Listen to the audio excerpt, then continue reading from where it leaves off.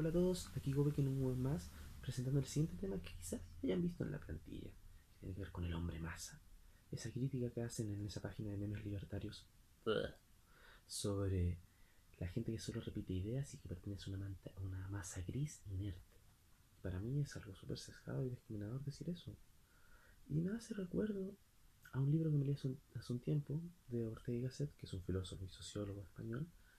En los años 30 escribió el libro La rebelión de las masas, donde explica cómo en ese entonces la gente también repetía ideas y iba hacia las protestas para poder expresarlas. Bueno, con más, vayamos al resumen. Solo quiero expresar lo que me llamó la atención de este libro, de cómo alguien puede ser tan preciso y asertivo y al mismo tiempo ser tan purista y fundamentalista. O sea, el autor, que en esta época moderna utilizaba esa ambivalencia para las protestas de su tiempo. En el caso de las protestas actuales, puedo conectarlo un poco con lo que ha pasado contingentemente de Sebastián Izquierdo y las marchas por el rechazo.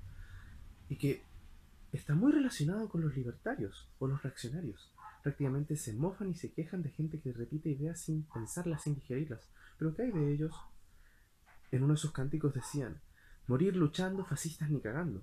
No obstante, sus acciones son de fascistas. O sea, nacionalismo exacerbado, discriminación súper básica, que hay un enemigo común que los va a atacar constantemente, una paranoia constante.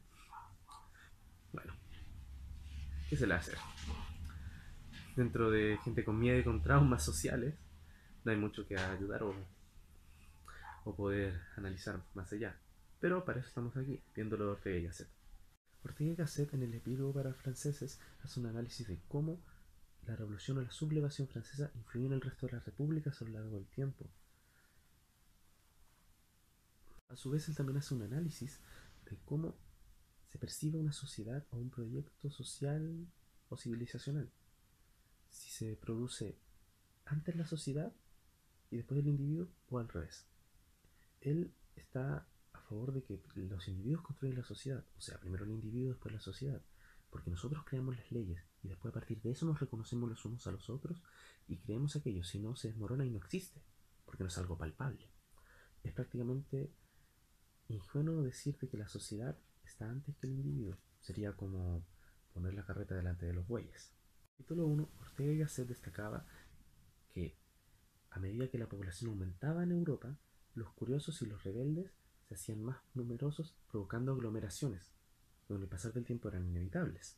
Del capítulo 2 al capítulo 5, Ortega y Gasset destaca cómo la cantidad de gente que fue aumentando en Europa, que fue de 40 a 60 millones a 120 millones de personas en total, provocaron una aspiración de estándares de vida aún más alta.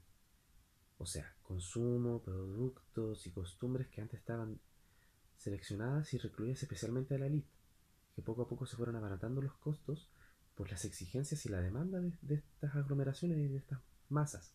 Capítulo 6 al capítulo 18, Ortega y Gasset se centra en el hombre masa, empezando a diseccionarlo, donde destaca una vida vulgar que no busca el esfuerzo y que solo repite lo que viene desde el exterior y que da las respuestas a este individuo, a lo cual también lo exterioriza y lo relaciona en cómo los campos científicos de los saberes ya no recluían a un sabio que sabía muchas cosas, sino una especialización demasiado vasta que era contraproducente, pues había muchos pequeños sabios que se especializaban en cosas súper determinadas y no tenían un vasto conocimiento del área. También esto lo relaciona con el Estado, que alimentaba todos estos procesos contraproducentes para él, pues en un principio el Estado había sido creado para servir a los individuos y a los ciudadanos, pero ahora los ciudadanos y los individuos servían al Estado. Con lo cual, él, ante esa disyuntiva, decía que no estaba a favor de destruir el Estado o no tener que reemplazarlo si no hay algo en qué hacerlo. O sea, si no tienes algo en qué reemplazarlo, ¿para qué destruirlo? El capítulo 14 y 15 se trató de quién mandaba en el mundo, y principalmente era una forma anecdótica o nostálgica de cómo Europa influyó hegemónicamente, con esas palabras, en el resto del mundo, sea por colonia, por cultura, por imposición, por distintos procesos. y que ahora ya no era Europa, por distintos hechos históricos. Ahora era Rusia o Estados Unidos, por el inicio de la Guerra Fría, a lo cual le contrariaba porque él se sentía europeo, se sentía orgulloso de pertenecer al continente, o viejo continente, de manera pretenciosa que se dicen muchos europeos, siendo que el continente más viejo es África, comillas. Gasset, en el epílogo para ingleses, le empieza a tirar mierda a la manera cultural o social como son los ingleses, de un pacifismo, una neutralidad súper hipócrita, porque antes ellos eran un imperio hegemónico, donde ellos estaban a favor de que no hubiera más guerra, solo paz. Pero ¿cómo reemplazas a la guerra si la guerra es un medio para resolver conflictos, siendo mierda y todo? Bueno, Ortega Gasset proponía la solución de utilizar el derecho internacional de mejor manera que la Sociedad de Naciones, que fue un proyecto fallido, y hoy en día es reemplazada por la ONU. En el libro de Gasset también habían otros pequeños textos que eran dinámica del tiempo, juventud, consumismo y masculinidades y feminidades. No son los títulos exactos, pero así me quedaron a mí.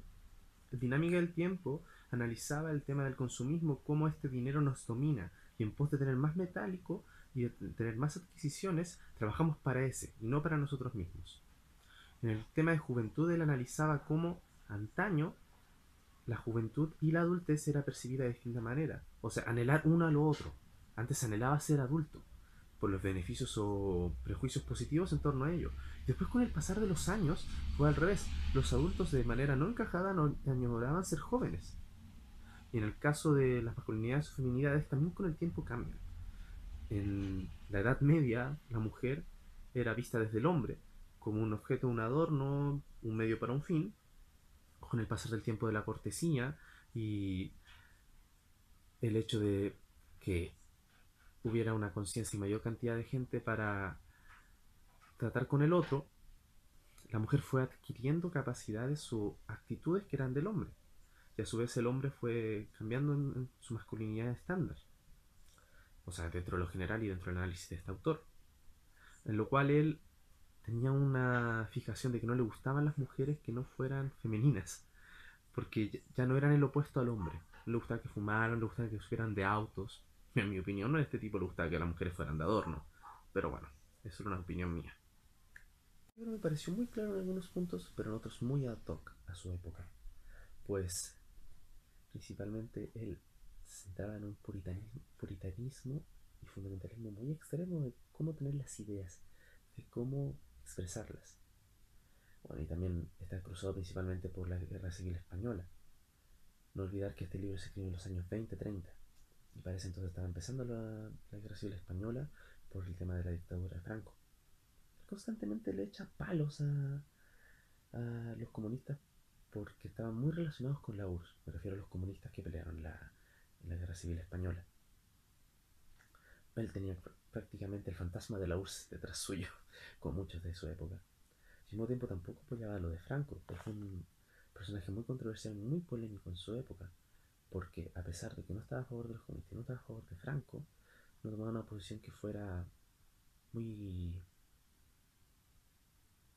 parcial, o sea, hacia un lado del otro. Él era comillas imparcial o no, comillas neutral, lo cual fue utilizado a favor y en contra en muchas ocasiones. Por ejemplo, el Estado español en el momento de Franco le censuró un montón de proyectos humanitarios en cuanto a filosofía, y la iglesia también lo censuraba o lo insultaba de maneras curiosas, diciendo que su libro era herejía o sus pensamientos eran herejes. Bueno, ¿qué se puede esperar de alguien que está en un momento de incertidumbre? Incluso a tirarle muchos palos a Albert Einstein por juzgar la Guerra Civil Española sin estar ahí. También agregaba otro dilema sobre el bien o el mal, dado su disyuntiva en no apoyar ningún lado dentro de la Guerra Civil Española. Decía que bien o el mal era situacional. La persona podía ser buena o mala dependiendo de la situación. Que este libro está escrito en los años 30 y que para el 2020 puede tener algunas ideas que ya no sean aplicables o obsoletas desde mi perspectiva. Por ejemplo, el hecho del hombre masa o el hombre vulgar que busca una vida noble y de esfuerzo personal y de autosuperación No creo que sea tan aplicable el tema de las ideas o repetir una consigna, porque eso permite reciclar el tema que estás enfrentando, darle tu propia visión, aunque sea muy similar a la otra, porque no va a ser igual, porque cada ser humano es distinto, y poder tener la mente menos ocupada en el día a día, para poder seguir apoyando un movimiento y hacerlo más unificado, porque si cada persona tuviera su interpretación, comillas, pura, no hubiera una unificación súper fuerte y no habría un movimiento que está avanzando, como es el de la actual protesta hacia el gobierno de Piñera o hacia la petición de mayor cantidad de derechos o un estado de bienestar o similares.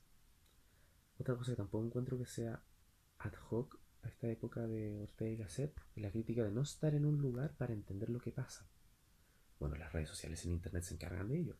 Poder tener una conexión, aunque no sea física, al menos digital y lo más cercana posible de lo que pasa en otro lado. Ser testigos, poder sacar conclusiones a partir de testimonios o hechos.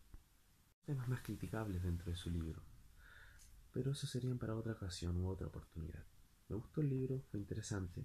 A veces me chocaba, pero ¿qué se le va a hacer? Bueno, este video se lo dedico un poco más a mi tía que me pidió leer ese libro y justo coincidió con ver ese desagradable meme. Pero me ayudó a comprender un poco más a las multitudes, a las aglomeraciones que son inevitables a medida que la gente va teniendo más conocimientos, más deseos, más anhelos y hay más cantidad de gente.